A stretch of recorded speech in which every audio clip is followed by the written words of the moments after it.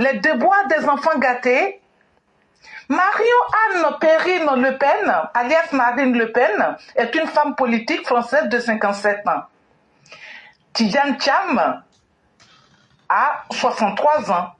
Il est le fils de Mariétou Sow et d'Amadou Thiam.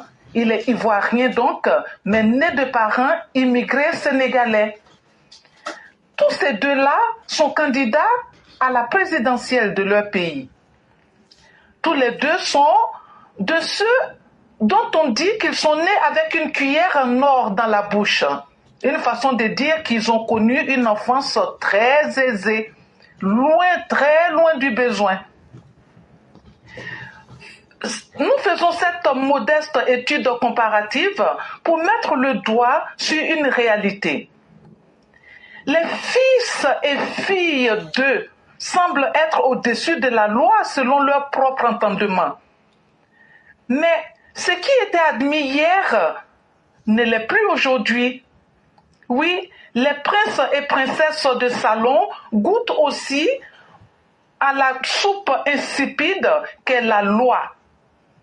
Marine Le Pen se serait rendue coupable de détournement de fonds publics dans le cadre d'emplois fictifs. Tidjane Thiam, quant à lui, le fils d'immigrés sénégalais, voudrait forcer la porte à l'accès au fauteuil présidentiel malgré toutes les erreurs qu'il commet sans discontinuer. Tous les deux ont ceci en commun, de s'indigner face à la sentence qui pourtant ne souffre d'aucune iniquité.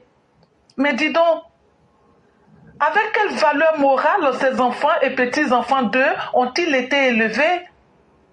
Ceci dit, l'inéligibilité infligée à Marine Le Pen vient justifier une probable mise à l'écart de la candidature de M. Tidjane Thiam à la magistrature suprême, croyez-moi.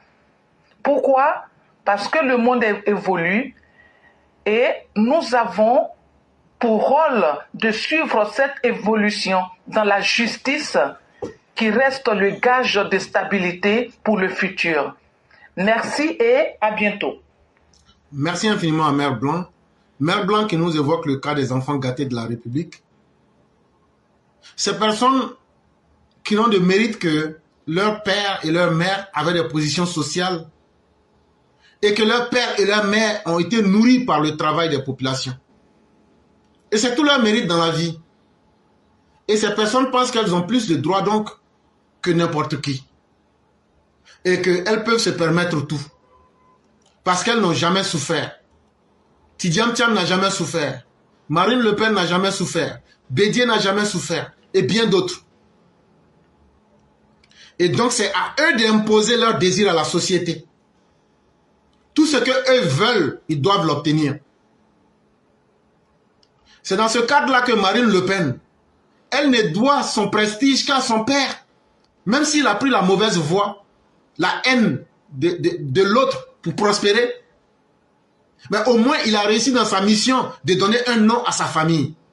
Aujourd'hui, elle profite de ce nom-là. Et elle pensait que cela était suffisant pour aller voler l'argent public. Et comme en Europe, les lois sont respectées, les Européens, à travers les lois françaises, viennent de lui dire voilà les sanctions qu'on va mettre sur ta tête. Et là-bas, ça n'aime pas l'église catholique. Tu ne verras pas demander des Français faire des compromissions ou même des deals. Et Tidjane Thiam, après avoir échoué partout dans le monde, après avoir été en chômage chronique et ne trouvant plus de boulot, il s'est associé à des nébuleuses internationales pour jeter son choix sur la Côte d'Ivoire. À qui il va sacrifier la Côte d'Ivoire? Mais il faut que lui soit à la tête de ce pays-là. Comme ça, les dettes que lui a dans le monde, il va payer. Mais quand on lui fait comprendre que tu violes les lois du pays, il dit non, non, non.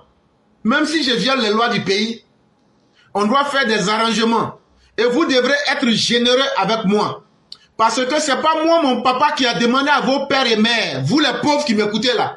Ce n'est pas moi, mon papa, Amadou Thiam, qui est venu du Sénégal là. C'est pas moi, c'est pas moi, mon père, qui a demandé à vos pères et mères d'être ses esclaves. Si vous avez accepté que moi, mon père quitte Dagana, le Sénégal, pour venir chez vous en Côte d'Ivoire, et puis il est venu être ministre, et puis il s'est assis sur votre tête là, et puis vous l'avez nourri là, c'est pas aujourd'hui que vous allez cesser. Parce que c'est pas lui qui vous a dit de commencer. Donc là, de cette même manière là, moi aussi je dois faire ce que mon père a fait à vos pères et mères là. Vous devrez accepter la même chose aujourd'hui. Vous ne pouvez pas me parler de droit. Parce que nous, quand on est venu, quand mon père est venu en Côte d'Ivoire, on lui donnait tout. Et c'est comme ça que moi j'ai évolué. Et aujourd'hui, je vous impose que donc vous violez vos lois pour me faire plaisir. C'est ça la générosité. Chers Ivoiriens, est-ce que cette insulte-là n'est pas de trop? Si nous, on ne peut pas faire respecter nos règles, est-ce que les animaux ne sont pas mieux que nous? Est-ce que nous, on peut continuer à faire plaisir éternellement aux autres en sacrifiant nous-mêmes nos propres intérêts? Jusqu'à quel niveau on peut faire ce sacrifice? C'est à ce niveau-là que tous les Ivoiriens doivent s'interroger. Est-ce que quand quelqu'un est politicien, là, c'est suffisant pour que la personne prenne les Ivoiriens en otage? Pour dire qu'ils vont brûler le pays? Ça, c'est à nous les Ivoiriens de réfléchir. Et qu'est-ce que nous allons faire pour montrer aux politiciens que trop, ça n'est de trop? La question, c'est nous seuls qui avons la réponse. Tant que nous allons accepter qu'ils vont nous manipuler dans la division tribale, tant que nous allons accepter, quand on va écouter les politiciens, ils vont dire, si tu me votes, ton ethnie sera mieux que l'autre ethnie là. Ah, ça est devant nous. Si tu me votes, je vais voler l'argent des autres pour te donner.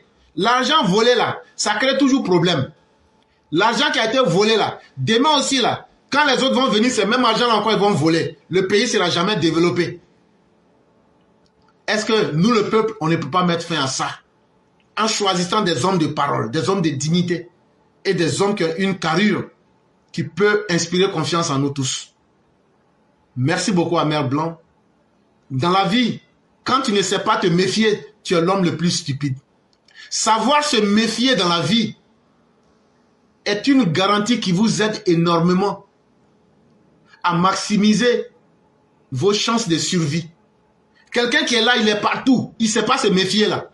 Il y a forcément des malheurs qui vont toujours lui arriver. Et faisons beaucoup attention. Faisons beaucoup attention. Merci à tous.